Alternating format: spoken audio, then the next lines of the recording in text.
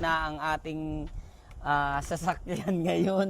Kahapon tumirik na to, pinasiris lang natin para maiuwi ko dito sa bahay. Pero nung pag uwi namin, okay pa siya. Tapos kinabukasan, nung gabi na, ini-start ko siya kanina, ayaw na talagang umi-start. So ngayon, palitan na talaga siya ng battery.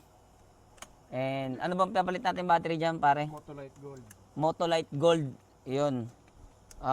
Sa mga taga-Dasma dyan at mga gustong magpapalit ng kanilang battery, ito lang ang kontakin nyo, si paring Jerwin.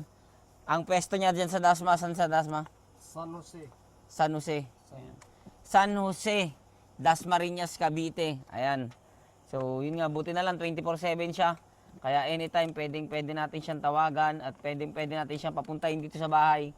So, yan nga guys, pinalitan na ni paring Jerwin ang aking battery. Ito yung dati kong battery, ito. Ito.